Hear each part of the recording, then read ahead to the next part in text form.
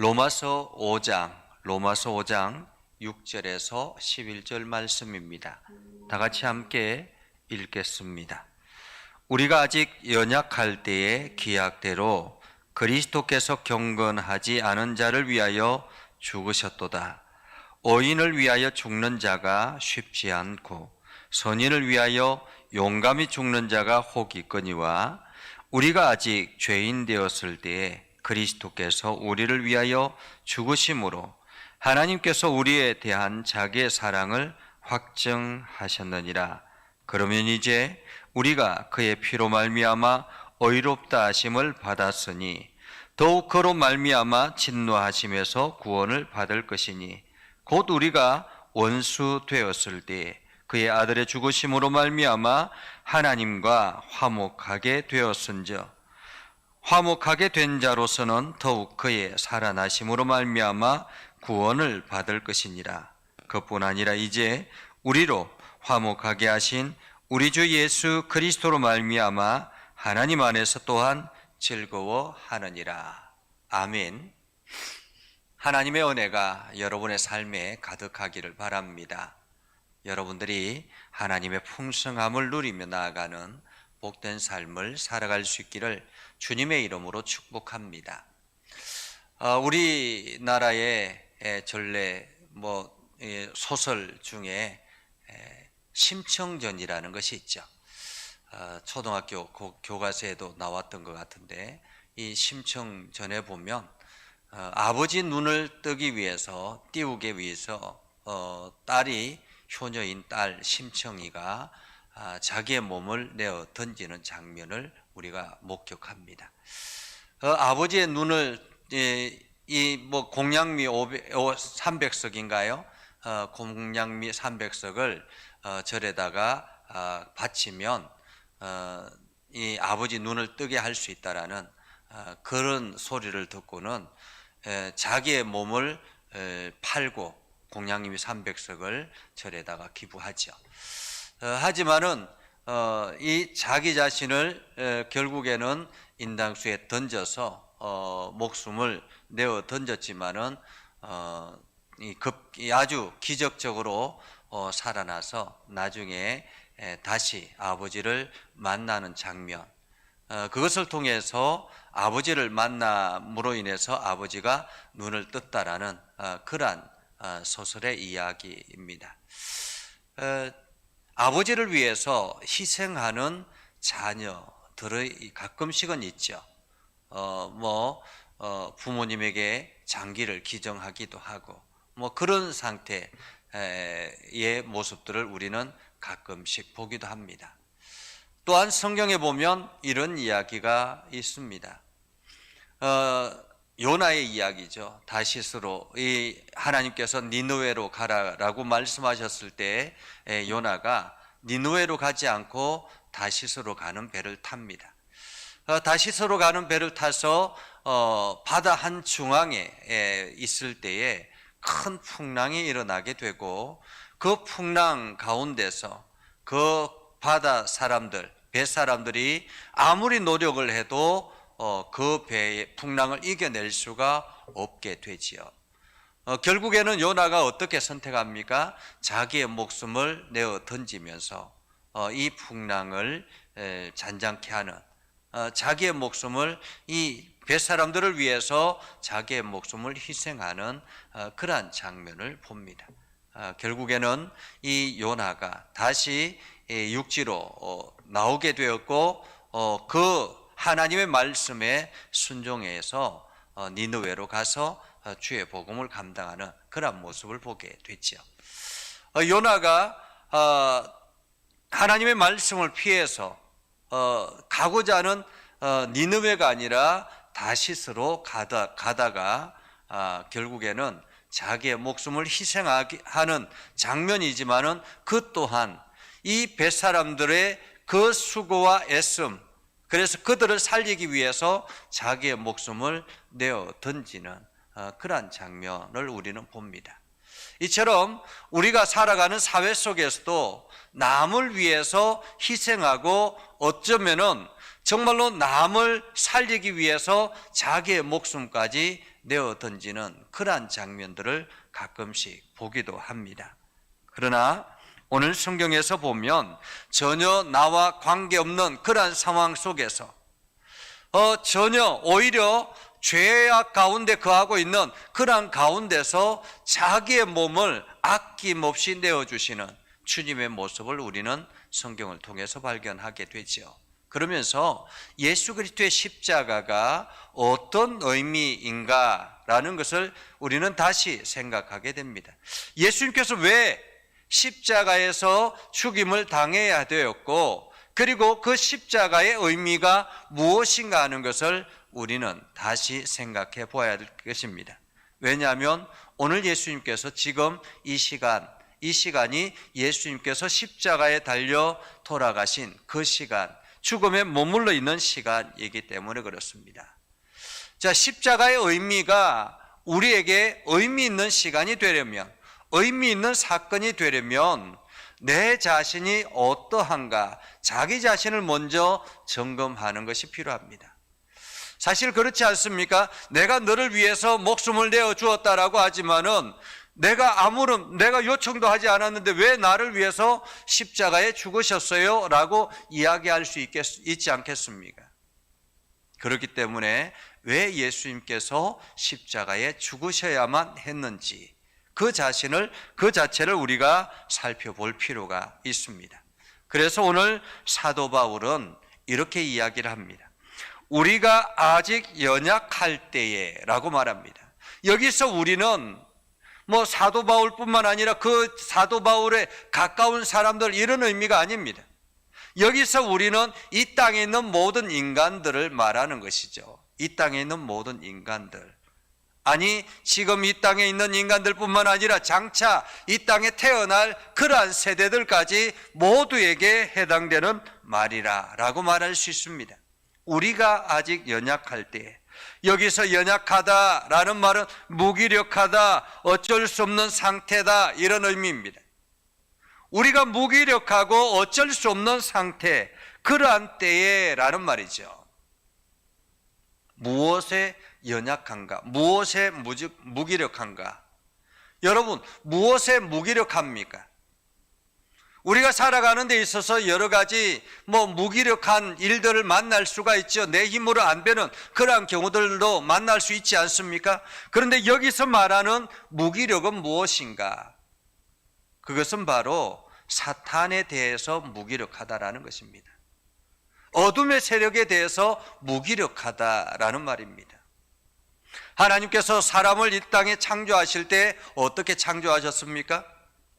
하나님께서 이 땅에 사람을 창조하셨을 때 가장 아름다운 모습으로 창조하셨습니다. 그리고 에덴 동산을 맡기면서 이 모든 것들을 잘 관리해라라고 말씀하셨죠. 그런데 아담과 하와가 뱀의 꾀임을 받게 되고 어떻게 하나님의 약속의 말씀을 어기고 하나님께서 하지 말라고 말씀하셨던 그 선악과를 따먹음으로 인해서 결국에는 죄가 이 세상에 들어오게 되지 않았습니까? 사실 그것은 아담의 사건이지라고 이야기할 수 있습니다. 그런데 이 죄라는 것이 계속 연계성을 가지고 가고 있습니다. 전염성을 가지고 있죠.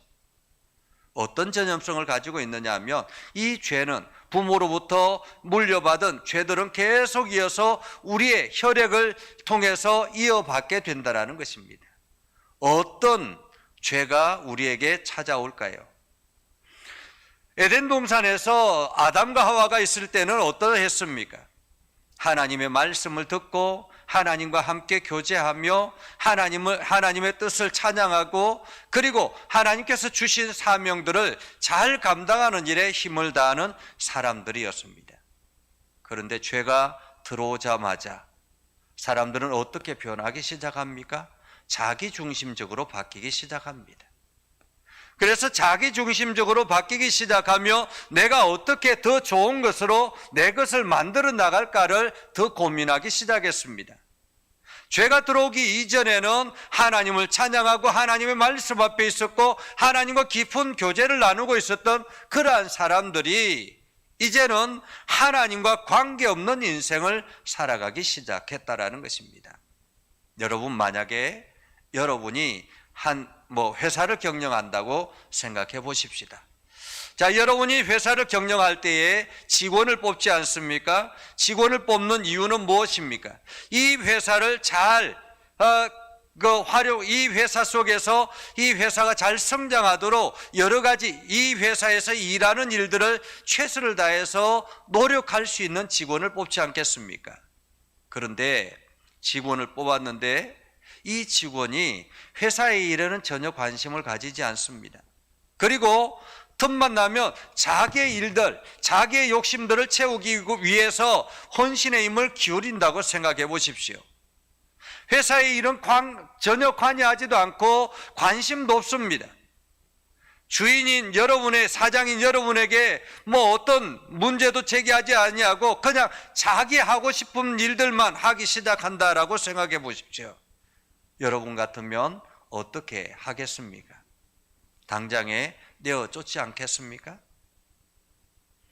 하나님께서는 어떻게 하시겠습니까? 하나님께서 이 땅을 맡기신 우리들에게 이 땅의 모든 것을 맡기셨는데 하나님이 원치 않는 자기의 욕심과 자기의 것들만 챙겨 나가기 위해서 혈안이 되어 있는 저 인간들을 보면서 하나님께서 어떻게 하시겠느냐라는 것입니다. 하나님께서 결국에는 이 죄의 대가를 지불하게 하셨죠. 그것이 바로 사망이었습니다. 하지만 사람들은 자기 자신의 미래가 사망이라는 것, 이것을 깨닫지 못한다라는 거예요. 그냥 육신의 죽음만을 생각하지 영적인 죽음, 영원한 세상 속에서 사망의 진단을 받는다라는 것은 사람들은 생각하지 못한 것입니다. 왜 그렇습니까? 자기의 것들을 집중하기 때문에 그렇습니다. 자기의 것에만 관심을 가지고 있기 때문에 하나님의 말씀에 관심이 없고 하나님의 선한 뜻을 깨닫지도 못하고 그렇게 사람들은 살아가고 있는 것입니다. 그래서 마치 표류하는 배처럼 그냥 사망의 길을 향해서 둥둥 떠내려가는 그러한 사람들이 되었다라는 것입니다. 이것이 바로 인간의 연약함이라고 말할 수 있습니다. 인간의 연약함.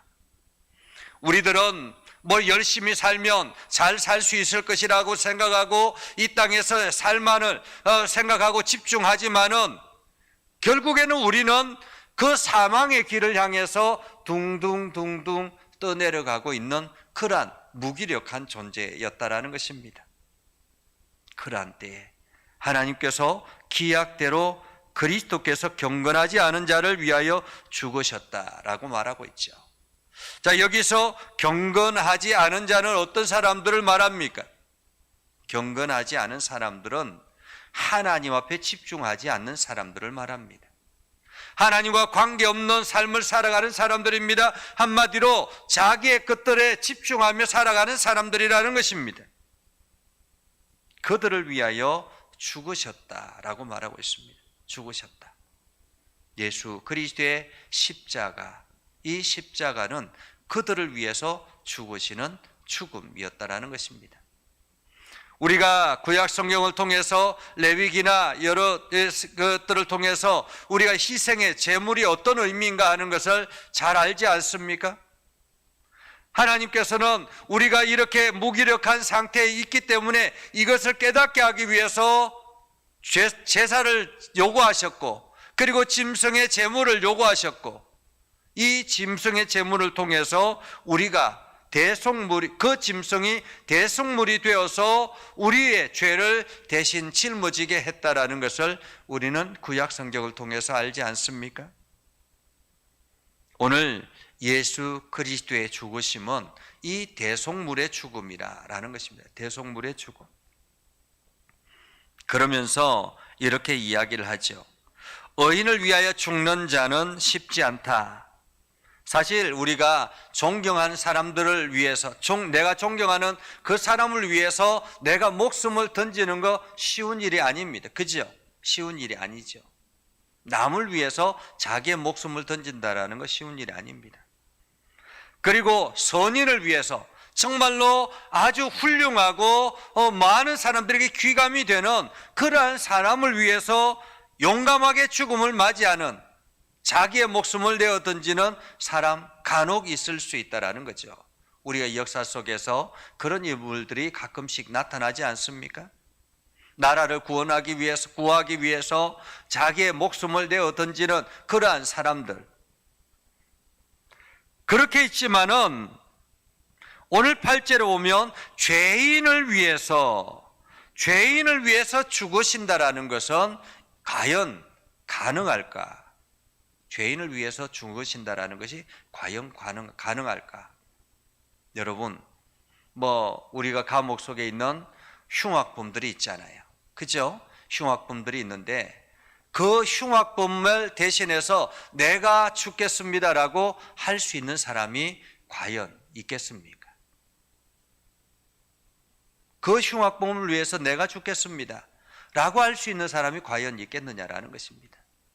그런데 이 땅에 하나님의 뜻을 구하지 아니하고 자기 마음대로 살아가고 자기의 인생에 집중하며 그렇게 표류하는 그 죄인들, 하나님의 관점에서 이 죄인들은 어쩌면은 버려진 죄인이라고 할 수 있지 않겠습니까? 그런데 하나님께서 친히 그 죄인들을 위해서 죽으시겠다고 나서고 있는 것입니다. 이 죄인들은 어떤 것입니까? 하나님이 창조한 작품이잖아요. 피조물이라 그렇게 우리는 이야기를 하죠. 예를 든다면 이런 것입니다. 만약에 우리가 요즘은 로봇 같은 경우들이 많이 있잖아요. 사람들이 이제 로봇을 만들고, 그러니까 로봇을 만드는 아주 이게 과학자가 있습니다. 온 신의 힘을 다해서 이 로봇을 만들었습니다. 그런데 이 로봇이 이 자기의 계획대로, 자기의 프로그램대로 되지 않는 거예요. 그래서 오히려 사회를 파괴하고 막 이렇게 하고 있습니다. 그러면 이 과학자는 어떻게 하겠습니까? 이 로봇을 파괴하든지 그렇게 해야 되지 않겠습니까? 그런데 내가 이 로봇을 위해서 내가 죽겠다라고 나서는 어리석음이 어디 있겠습니까? 하나님께서 창조하신 이 피조물들을 위해서 당신이 친히 죽겠다고 나선다라는 거, 이것은 쉬운 일이 아니죠. 근데 오늘 하나님께서 우리들에게 말씀하시는 것은 우리가 아직 죄인 되었을 때에 그리스도께서 우리를 위하여 죽으심으로 라고 말합니다. 그리스도께서 우리를 위하여 죽으심으로, 우리를 위해서 죽으심으로 하나님께서 우리에 대한 자기의 사랑을 확증하셨느니라. 얼마나 우리를 사랑하고 있는지, 하나님께서는 당신의 아들을 이 땅에 보내시면서까지 우리를 사랑하시고 있다는 것입니다. 우리를 그 표류해가는, 지옥을 향해서 표류해가는 우리를 구원하기 위해서 하나님께서 당신의 아들을 이 땅에 보내시는 사건, 그것만으로도 하나님께서 나를 얼마나 사랑하는가를 알 수 있지 않겠느냐라는 것입니다. 하나님은 여러분을 그렇게 사랑하고 있습니다. 당신의 아들을 내어주면서까지 우리를 구원하려고 하시는 그 하나님의 사랑, 그 사랑이 바로 예수 그리스도를 십자가에 내어주시는 사랑이었다라는 것입니다. 자, 그렇게 해서 예수님의 그 십자가의 사랑, 대속물의 그 사랑이 어떤 관계를, 어떤 현상을 일으켰는가, 예수 그리스도의 십자가가 어떤 일들을 일으켰는가 하는 것을 오늘 성경을 통해서 볼 수 있는데, 첫 번째는 9절 말씀입니다. 9절 말씀에 보면 이렇게 말합니다. 그러면 이제 우리가 그의 피로 말미암아 의롭다 하심을 받았다라고 말하고 있습니다.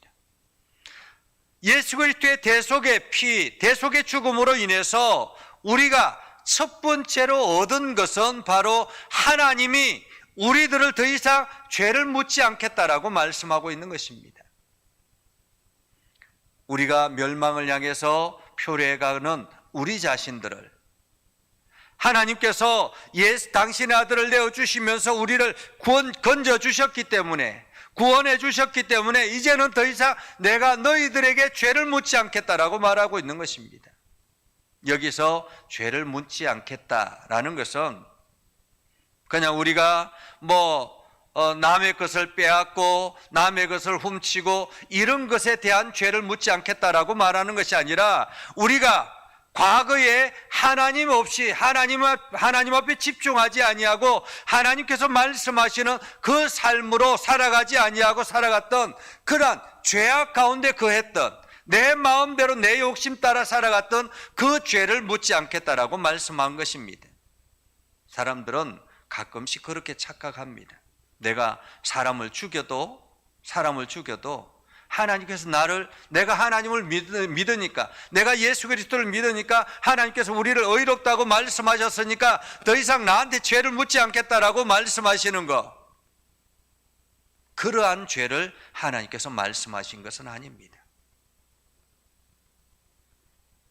우리가 예수 그리스도를 믿기 이전에 우리가 우리 자신을 위해서 살아갔던 그 죄들, 하나님과 관계없이 살아갔던 그 죄들, 그것을 우리에게 묻지 않겠다.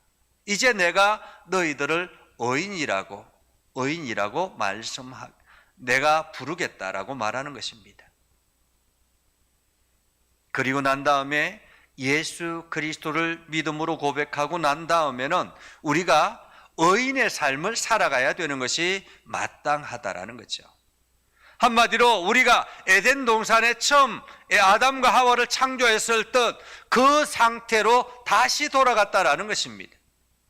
그러기에 우리는 다시 뱀의 꾀임에, 사단의 꼬임에 넘어가지 아니하고 하나님 앞에 집중하며 살아가는 그러한 거룩한 존재의 기회가 우리에게 새롭게 주어진 것이라고 말씀하고 있는 거죠.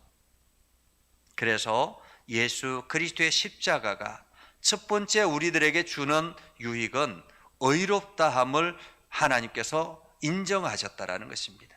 의롭다고 인정하셨다. 그래서 9절에 계속 이어서 말하죠. 그로 말미암아 진노하심에서 구원을 받았으니 라고 말합니다. 구원을 받을 것이니. 우리는 하나님의 진노 아래 놓일 수밖에 없는 존재였는데, 그렇게 우리가 우리 자신만을 위해서 혼신의 힘을 살아갔던 우리 자신들, 그 결과는 하나님의 진노를 받을 수밖에 없었는데, 이제는 그 진노하심에서 구원을 받을 것이다 라고 말씀하고 있는 거죠. 그리고 두 번째, 예수 그리스도의 십자가가 주는 유익은 무엇인가 하면 10절입니다.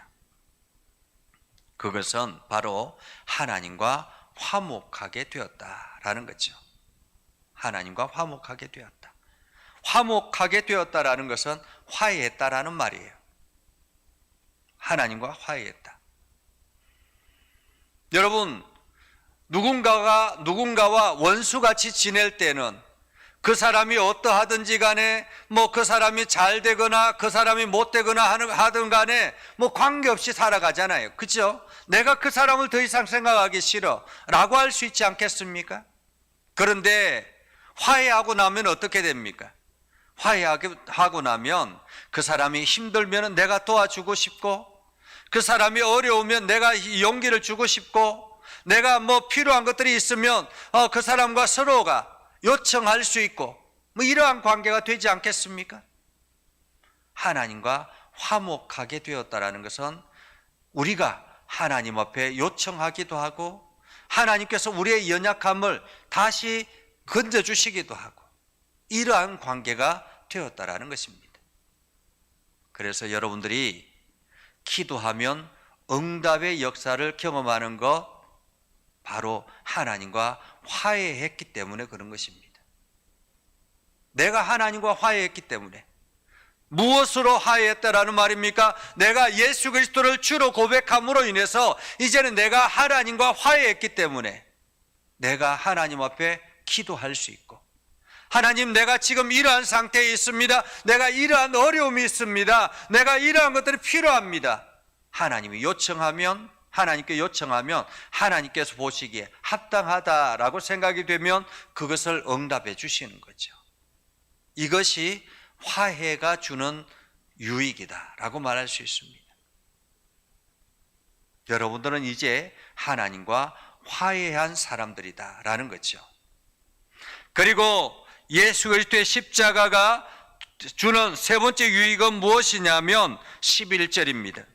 11절에 보면 그뿐 아니라 이제 우리로 화목하게 하신 우리 주 예수 그리스도로 말미암아 하나님 안에서 또한 즐거워하느니라. 하나님 안에서 기뻐하는 삶을 살아가게 된다는 것입니다. 여러분, 부모의 집에 들어가서 부모님의 울타리 안에 들어간다는 것 굉장히 좋은 일이잖아요.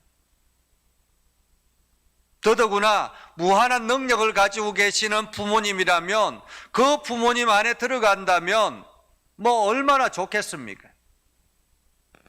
하나님께서 이 땅을 창조하시고 이 땅을 지금도 여전히 이 땅의 주인 되시는 하나님, 그 하나님과 함께 기뻐한다라는 것은 하나님이 하나님 나라에서 여러 가지 좋은 일들이 있으면 함께 기뻐하고 즐거워하는 그러한 일들을 경험하게 된다는 거죠. 날마다 하나님과 깊은 교제를 누리면서 하나님을 찬양하고 하나님을 바라보며 기뻐하는 것, 이것이 예수 그리스도의 십자가가 주는 세 번째 유익이다라고 말할 수 있습니다. 하나님과 기뻐하는 삶을 사는 것, 하나님과 기뻐하는 삶. 사랑하는 성도 여러분, 예수님께서 이것을 우리에게 주시기 위해서 주님께서 그 십자가의 길을 묵묵하게 걸어가신 것입니다.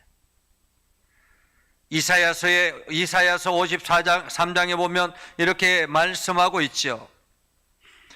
그는 멸시를 받아 사람들에게 버림받았고 강고를 많이 겪었으며 질고를 아는 자라 마치 사람들이 그에게서 얼굴을 가리는 것 같이 멸시를 당하였고 우리도 그를 귀히 여기지 아니하였도다. 그런 실로 우리의 질고를 지고 우리의 슬픔을 당하였거늘 우리는 생각하기를 그는 징벌을 받아 하나님께 맞으며 고난을 당한다 하였노라. 그가 찔림은 우리의 허물 때문이요 그가 상함은 우리의 죄악 때문이라. 그가 징계를 받음으로 우리가 평화를 누리고 그가 채찍에 맞음으로 우리는 나음을 받았도다. 우리는 다 양 같아서 그릇 행하여 각기 제 길로 갔거늘 하나님께서는 우리 모두의 죄악을 그에게 담당시키셨도다. 우리의 모두의 죄악을 그에게, 우리의 모두의 죄악을 예수 그리스도에게 담당시키셨다라고 말씀하고 있습니다. 예수 그리스도의 십자가는 이러한 놀라운 은혜가 담겨져 있는 것입니다. 오늘도 우리가 그 십자가 아래 있을 때에 우리는 행복할 수 있고 그 십자가 아래 있을 때 우리는 건강할 수 있고 그 십자가 아래 있을 때 우리는 하나님과 아름다운 관계를 유지할 수 있게 되는 것입니다.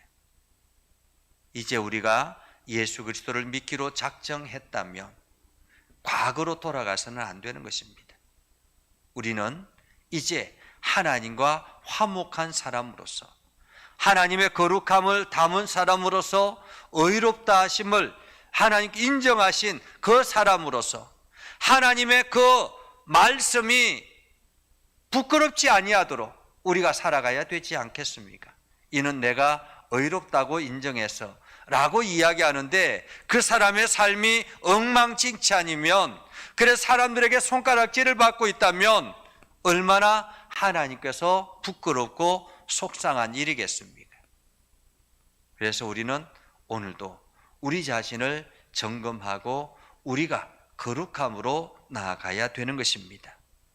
이제 예수 그리스도의 십자가 죽음이 우리들에게는 이러한 귀한 역사다라는 것을 기억하고 우리가 무엇보다 하나님과 화목한 관계가 되었다라는 걸 기억하고 이제는 내가 하나님 앞에 요청하는 것은 하나님께서 들으시고 응답하신다라는 사실을 기억하시면서 오늘도 여러분들이 그 하나님 앞에 진실한 마음으로 기도할 수 있기를 주님의 이름으로 축복합니다. 기도하겠습니다. 거룩하신 아버지 하나님, 은혜를 감사합니다. 하나님의 말씀을 붙들고 하나님의 은혜를 구합니다. 예수 그리스도께서 나를 구원하기 위해서 십자가의 길을 걸어가셨고, 하나님께서는 그 예수 그리스도의 십자가를 통해서 우리들에게 더 이상 죄를 묻지 않겠다고 말씀하여 주셨습니다. 그리고 우리에게 용서의 은혜를 허락하시고, 이제는 더 이상 하나님과 내가 원수가 아니라 화목하게 된 관계가 되었다라는 사실을 기억하고, 하나님, 오늘도 우리가 하나님 앞에 기도합니다. 우리의 연약함을 주님 앞에 고백하고, 우리의 부족함을 주님 앞에 고백하고, 내가 어쩔 수 없는 그러한 상태, 무기력한 상태의 이 모습을 주님 앞에 고백하며 주님의 은혜를 구합니다.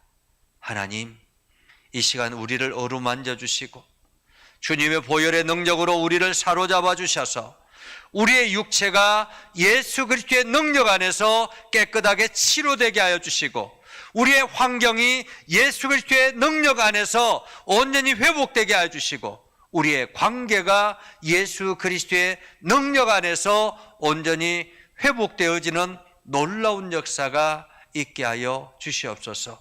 이 시간 우리가 하나님 앞에 간절하게 기도할 때 그 기도를 들어 응답하여 주시고, 우리가 행하는 모든 일들마다 아름다운 열매들로 나타날 수 있도록 하나님 인도하여 주시옵소서. 우리 예전교회를 긍휼히 여겨 주시고, 우리 장로님들과 권사님들과 집사님들과 모든 성도들을 주님께서 어루만져 주셔서 저들이 온전히 하나님의 거룩함으로 회복되게 하시고, 하나님의 말씀 앞에 서게 해주셔서 날마다 새 힘을 얻고 나아가게 해주시고, 이 지역에 진리의 등대의 역할을 능히 감당하게 하옵소서. 이 시간 이후에 우리가 하나님 앞에 간절하게 기도할 때 하나님 그 기도를 들어 응답하여 주옵소서. 예수님의 이름으로 기도드리옵나이다. 아멘. 이제는 우리 구주 예수 그리스도의 은혜와 하나님 아버지 극진하신 사랑과 성령님의 감화 감동, 역사 위로 교통하시며 은혜가 주의 말씀 안에 있는 믿음의 백성들 위해 하는 모든 일들 위해 영원토록 함께 하옵시기를 간절히 축원하옵나이다. 아멘.